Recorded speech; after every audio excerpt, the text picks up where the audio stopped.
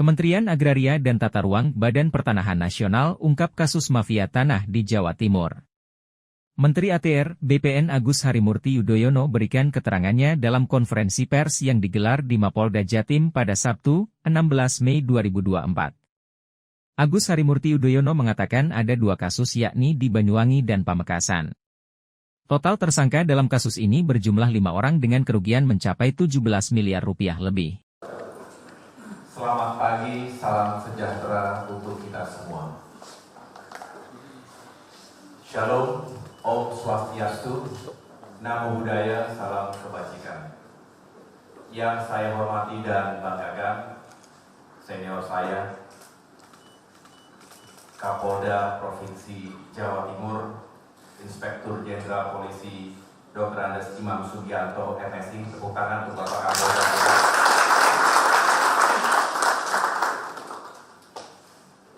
Beliau adalah Kapolda yang luar biasa, yang top, dan terima kasih telah berkenan menerima kami pagi hari ini. Dan tadi singkat dijelaskan tentang Command Center Puskodal Ops yang dimiliki oleh Polda Jatim ini bagus sekali, besar, lengkap, dan mudah-mudahan bisa benar-benar mendukung tugas-tugas pokok Polda Jatim yang tentunya memiliki intensitas yang sangat tinggi sebagai provinsi yang besar, penduduknya besar, jumlah kabupaten kotanya paling banyak se-Indonesia. Sekali lagi bravo kepada teman-teman Polda Jatim.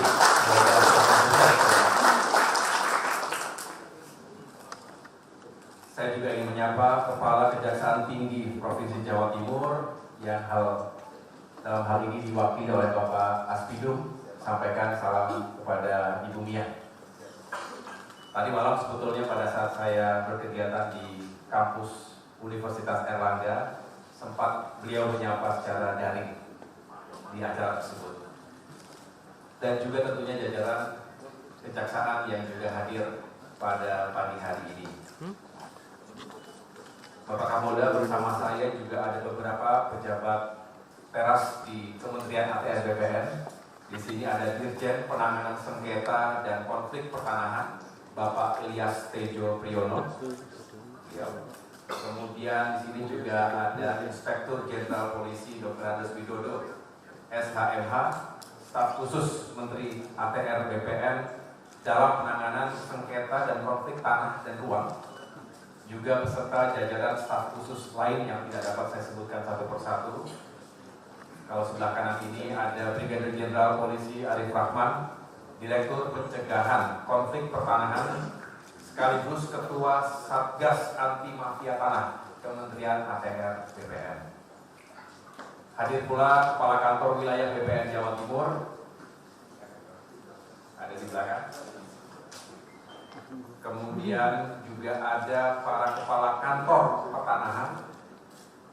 Ada beberapa yang hadir, utamanya Kantah Banyuwangi hadir di sini, Kantah Pamekasan, dan yang lain-lain. Tidak dapat saya sebutkan satu persatu. Dan yang saya banggakan pula para Kapolres. Di sini ada Kapolresta Banyuwangi, Kombes Nanang. Ada apa Pak? Karena kebetulan satu angkatan kita.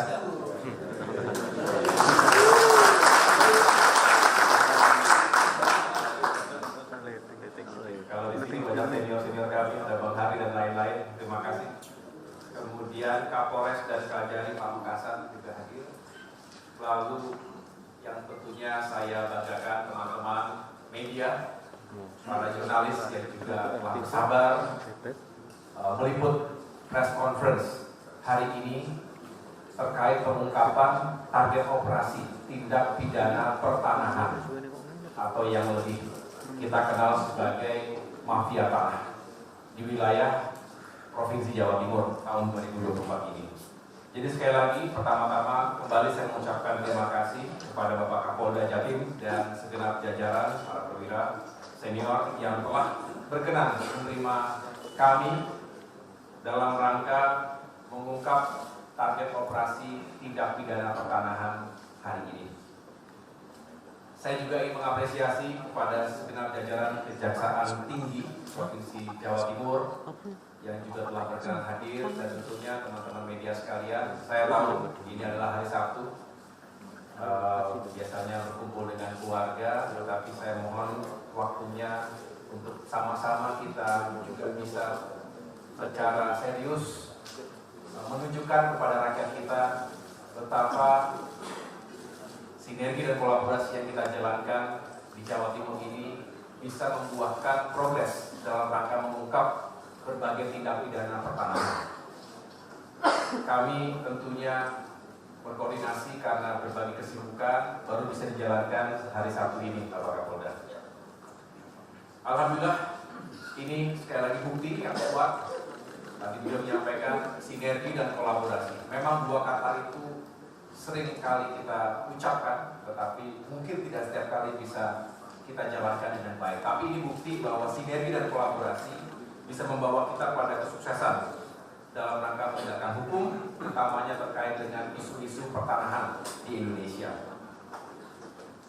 Bapak Ibu sekalian, semoga ini menjadi pahala yang baik di bulan suci Ramadan.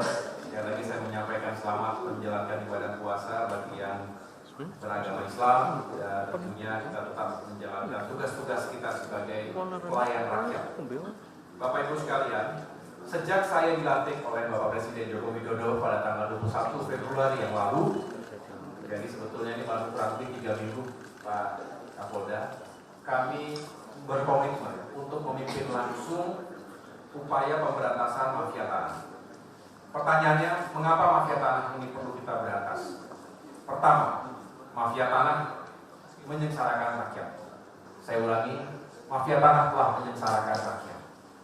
Rakyat terancam kehilangan haknya, hak atas tanah dan juga bangunan yang mungkin merupakan kekayaan atau aset satu-satunya yang dia miliki.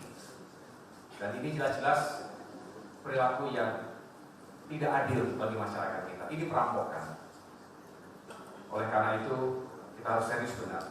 Dan yang kedua, mafia tanah juga merugikan negara, sangat merugikan negara. Negara kehilangan pendapatan akibat ulah mafia tanah yang tentu saja mereka akan menghindari transaksi yang legal, yang seharusnya para pihak bisa membayarkan bea dan pajak kepada negara, tentu tidak terjadi ketika ini dikooptasi oleh para mafia tanah. Dan selain itu, mafia tanah juga telah menciptakan ketidakpastian hukum, sehingga ini akan menghambat proses investasi. Bapak Presiden Joko Widodo berkali-kali menekankan pentingnya investasi yang tumbuh di negeri kita karena pembangunan ekonomi di berbagai sektor membutuhkan investasi. Dan investor tidak akan rela, tidak akan merasa aman dan nyaman jika tanah yang seharusnya memiliki kepastian hukum ini menjadi bermasalah akibat perilaku mafia tanah tadi. Kemudian untuk mewujudkan komitmen itu semua, tentu Kementerian ATR, DPR tidak bisa sendirian. Itulah mengapa sejak awal, beberapa hari setelah dilantik, kami melakukan silaturahmi sekaligus juga koordinasi dan segera menentukan agenda-agenda kerjasama dengan jajaran di Mabes Polri. Bahkan Bapak Kapolri langsung, Bapak Jenderal Listio Sigit langsung menerima kami dengan jajarannya ketika itu dan sepakat bahwa kita akan sama-sama serius menangani mafia tanah ini. Begitu pula dengan Bapak Jaksa Agung dan jajaran Jaksa Agung Muda, ketika itu ada 14 Jaksa Agung Muda menerima kami dengan baik di Jakarta, dan tentunya sama-sama kita ingin mengokohkan komitmen untuk memberantas mafia tanah ini. Dan ini juga merupakan kelanjutan sinergi dan kolaborasi yang sebetulnya juga telah dijalankan sejak tahun 2018 dalam wadah Satgas Anti Mafia Tanah. Saya mengucapkan terima kasih kepada semua yang terlibat sejak awal dan tetap konsisten dengan komitmennya sampai dengan hari ini. Dan kami juga telah menjalankan rapat pra-operasi pencegahan dan penyelesaian tindak pidana pertanahan tahun 2024 ini. Ketika itu Ketua Satgas melaporkan kepada kami, dan dari hasil rapat pra-ops itu untuk tahun 2024 kami menetapkan 82 target operasi Saya ulangi, 82 target operasi yang memiliki potensi kerugian terhadap negara sebesar lebih dari 1,7 triliun rupiah. Dan total luasan bidang tanah kurang lebih 4.569 hektar. Jadi ini adalah target operasi yang kami tetapkan untuk tahun 2024. Ini terjadi kenaikan dari tahun 2023 sebelumnya, ada sekitar 60 kasus target operasi. Dan angka 82 tadi juga masih mungkin bertambah sesuai dengan perkembangan di lapangan jika memang ada hasil pendalaman yang bisa kami jadikan sebagai penambahan jumlah target operasi. Bapak Ibu hadirin sekalian, hampir bisa dikatakan setiap kami melakukan kegiatan termasuk kunjungan ke lapangan, kalau bertemu dengan teman-teman media di doorstop begitu, banyak yang bertanya apa yang harus dilakukan dan bagaimana strategi dari Menteri ATR BPN termasuk jajaran kita semua, termasuk Satgas Mafia Tanah untuk bisa memberantas mafia tanah ini.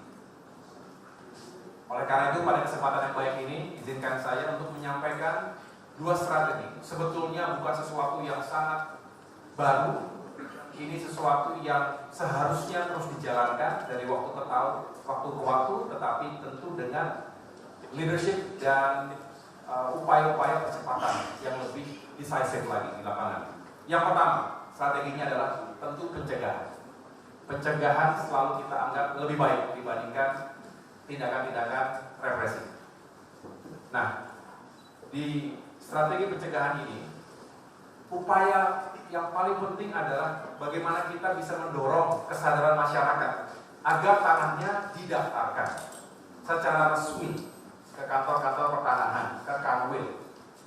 Mengapa? Karena memang dengan memiliki sertifikat yang legal tadi, dan jika pada akhirnya seluruh tanah sudah tersertifikasi, ini akan sangat menutup ataupun akan meminimalisir paling tidak praktek-praktek mafia tanah, membuat ruang gerak mafia tanah makin sempit. Oleh karena itu kami juga mendorong masyarakat setelah mendaftarkan tanahnya, mendapatkan sertifikat, lalu memasang patok-patok batas supaya clear, jelas. Ya tentu jangan asal pasang juga, sesuaikan dengan sertifikatnya, karena ada bidang yang juga harus dipatuhi, termasuk koordinat-koordinatnya. Dengan demikian kami bisa melakukan pengadministrasian lebih baik. Setelah itu Kementerian ATR BPN dengan jajarannya punya kewajiban untuk melakukan check and recheck. Ini juga sekali lagi untuk mencegah terjadinya overlapping dan juga adanya permasalahan di lapangan. Jadi yang pertama adalah pencegahan. Yang kedua strateginya adalah penindakan. Penindakan ini tentu harus dilakukan jika ditemukan permasalahan yang tidak bisa diselesaikan secara baik-baik, artinya harus dikembalikan pada hukum dan aturan yang berlaku. Jika ditemukan ada potensi duplikasi sertifikat, maka ini bisa menjadi bukti permulaan bagi Satgas Anti Mafia Tanah untuk melakukan penyelidikan. Penyelidikan juga kami akan jalankan atas laporan, atas pengaduan masyarakat, atas dugaan adanya praktik-praktik dari mafia tanah tadi. Untuk itu, pada kesempatan ini saya juga ingin menghimbau masyarakat untuk bisa mengadukan dan tidak usah ragu-ragu, berani saja mengadukan. Kami akan melindungi para saksi tentunya, dan ini jelas-jelas akan membantu tugas kami di lapangan. Jadi Bapak Ibu, kalau ada yang merasa menjadi korban atau kira-kira akan menjadi korban dari mafia tanah, jangan ragu-ragu untuk melaporkan segera daripada sudah terlalu jauh. Jika laporan masyarakat itu terbukti bahwa ada praktik-praktik mafia tanah, maka dengan dukungan dari para aparat penegak hukum, kami akan melakukan proses hukum sesuai dengan aturan yang berlaku. Itu yang akan kami pastikan.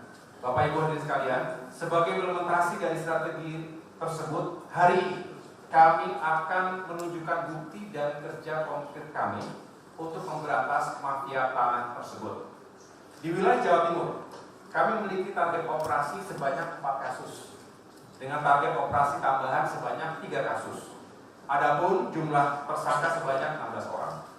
Dari data target operasi tersebut terdapat berkas perkara yang pada saat ini sudah statusnya P21 atau berkasnya sudah lengkap dan sudah dilimpahkan ke kejaksaan, yaitu sebanyak 2 kasus di Banyuwangi dan di Pamekasan. Dengan jumlah tersangka sebanyak 5 orang, 3 orang dari Pamekasan dan 2 orang dari Banyuwangi. Dalam kasus mafia tanah di Banyuwangi, delik menggunakan surat kuasa palsu dalam permohonan pemisahan sertifikat yang melampirkan site plan dengan tanda tangan dan stempel palsu Kepala Dinas Pekerjaan Umum. Akibat perbuatan kedua tersangka, potensi kerugian terhadap masyarakat yang menjadi korban sebesar kurang lebih 17 miliar rupiah dengan luas tanah senilai atau sebesar 14.250 meter persegi. Sedangkan potensi kerugian negara yang seharusnya diperoleh dari BPHTB atau Bea Perolehan Hak atas Tanah dan Bangunan dan juga PPH, pajak penghasilan, sebesar kurang lebih 500 juta rupiah. Nah, Bapak Ibu sekalian, saya juga mendapatkan laporan dari Ketua Satgas Anti Mafia Tanah. Ada dugaan lebih dari 1.200 sertifikat tanah yang dipalsukan di Banyuwangi. Jadi kita bayangkan kalau satu sertifikat saja tadi potensi kerugian negaranya bisa mencapai 500 juta rupiah. Kalau benar-benar tadi ada lebih dari 1.200 sertifikat yang juga dipalsukan, dikalikan 500 juta berapa kira-kira? Jika itu kita anggap hitungan kasarnya. Jadi ini besar. Kalau bisa kita tangani dan kita cegah, maka ini menjadi prestasi yang baik bagi Satgas Anti Mafia Tanah, khususnya yang ada di Banyuwangi, dan tentunya ini akan menyelamatkan rakyat dan mencegah kerugian negara. Sedangkan di Pamekasan, delik menjual tanah yang diketahuinya bahwa tanah tersebut masih milik orang lain. Kerugian masyarakat dalam hal ini korban berupa kerugian tanah sebesar 1.400 meter persegi. Selebihnya nanti akan tentunya dijelaskan lebih detail lagi oleh Satgas Anti Mafia Tanah. Saya berharap kejadian ini menjadi pengingat kepada siapa saja pihak-pihak yang berani terlibat menjadi bagian dari oknum mafia tanah. Hati-hati. Kita sepakat tidak ada ampun, Pak Kapolda ya. Tidak ada ampun, kita akan gebuk mafia tanah, karena mafia tanah telah menyengsarakan kehidupan rakyat dan juga menyebabkan kerugian negara. Demikian hal yang dapat saya sampaikan. Sekali lagi saya memberikan apresiasi kepada Satgas Anti Mafia Tanah dan semua yang telah terlibat dan bekerja keras pagi siang malam. Saya tahu tidak mudah untuk mengungkap kasus-kasus seperti ini. Selanjutnya saya mempersilahkan kepada Brigjen Polisi Arif Rahman selaku Ketua Satgas Anti Mafia Tanah Kementerian APR BPN untuk menyampaikan. Jangan lupa subscribe ya.